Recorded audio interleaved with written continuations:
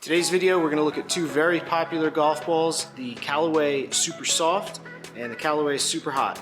And we're going to figure out which one might be the right one for you.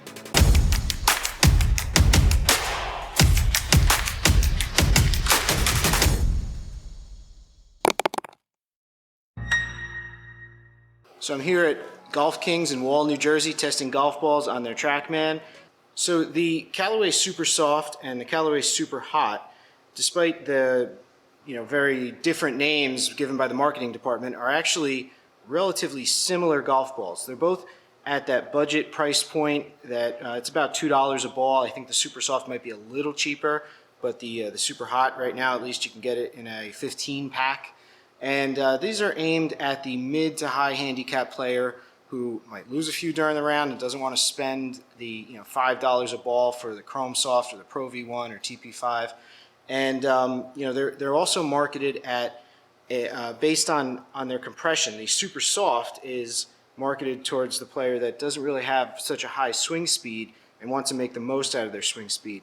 But the Superhot, even though it's kind of marketed as a distance ball, it's actually got a lower compression than the premium balls out there, the Chrome Soft and the Pro V1. So they're actually more similar than they are different.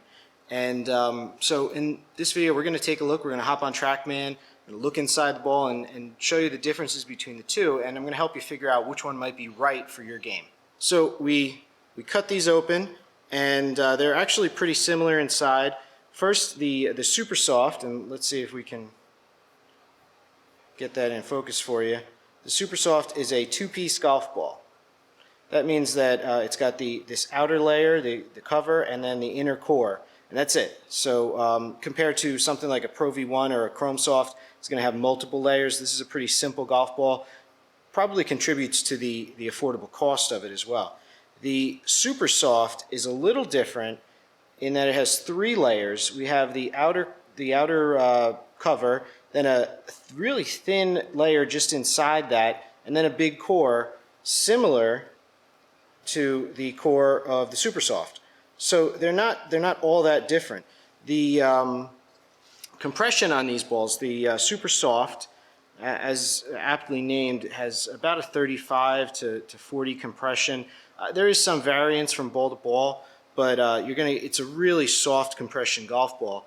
And if you check out my video where I compared this one to the Chrome Soft, what I found was that at higher swing speed, you're actually losing distance or losing efficiency when you use the Supersoft if you have swing speed over 95. So this soft ball is just that. It's designed for slower swing speeds. The Superhot, even though it has that name, it's still only a 50 compression. So even though it has three layers, we might get a little bit of different performance off the irons or longer irons. You're still going to get kind of a low compression golf ball, which means if your swing speed isn't 95 plus, this might be a good one for you. So just off the bat, they are pretty similar. Feeling the covers, they both have somewhat soft covers. These aren't premium golf balls, so they're not going to have the urethane cover.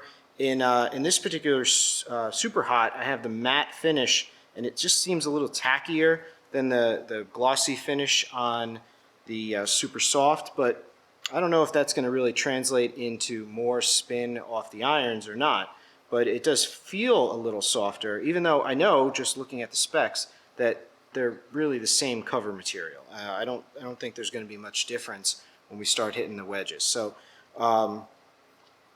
what do I expect out of these? I think I expect both of these balls to be low spin. They're both low compression golf balls, so I'm going to try to vary the driver speed, try to crank it down a little bit, and then go up to my max. Which again, I'm not a pro golfer, but so we're gonna do some testing. I'm going to eliminate the mishits and things like that, so we can get some good readings for you, and then we'll take a look at those and see what we find. I don't expect there to be a lot of difference between these two. I think the Superhot will fly a little further with a little less spin than the Supersoft, just based on the compression and what I know about the golf balls already. The Supersoft had similar spin characteristics on full shots to the Chrome Soft. Now, where you do lose something with these golf balls is around the green. Neither one of these has a urethane cover, so you're not going to get that spin and check on chip shots and pitch shots around the green. You're going to have to spend a little more money for that because urethane costs more. So that's where you're losing out, but you're going to get less spin on longer shots, probably straighter shots off the driver. So there is a balance. I think I expect these to be good for maybe the higher handicap player. So let's hop on TrackMan and do some testing.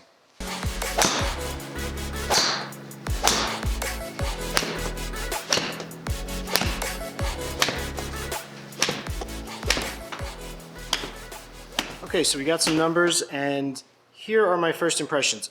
First, the Superhot spins actually a little more on full shots than the Supersoft. I think that they put a lot of effort into making this a low spin golf ball, and that might be the reason for that.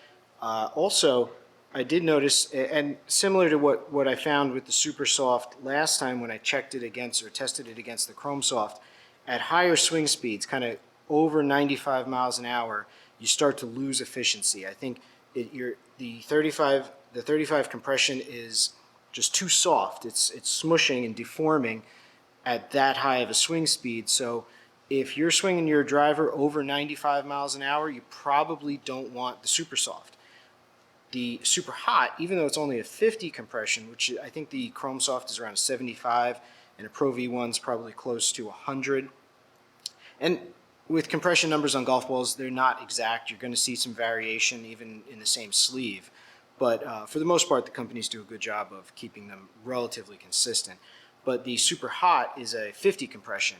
So as I got into higher swing speeds approaching 100, a little over 100, I didn't lose the efficiency with the Superhot that I did with the Supersoft. So it definitely is something to keep in mind if you're looking for a budget golf ball and you have a faster swing speed. I would go with the Superhot over the Supersoft. As far as spin rate goes, I saw a slightly lower spin rate with the Supersoft throughout the clubs than I did with the Superhot. So you're not really, I don't think there's that much of a difference there. I mean, they were within a few hundred RPMs of each other.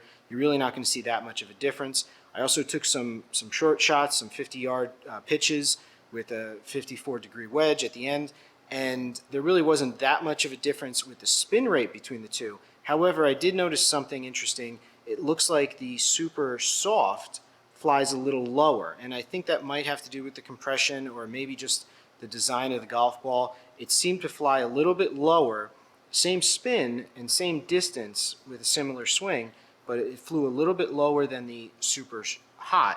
And what that means with a ball that has a not a urethane cover, that's not, I think it's ionomer, you're not going to get as much spin. So you have to use height to stop the ball on those chip shots. So actually I liked the performance, and I haven't gone out on a course with it yet, but I actually liked the performance on the pitches, the 40 to 50 yard pitches with the Superhot more than the Supersoft. So if you're thinking of trying one of these, higher swing speed players should go with the Superhot, and slower swing speeds would do better with the Supersoft.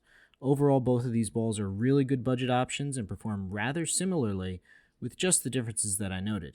And if you want to see how they stack up against a premium ball, then check out this video.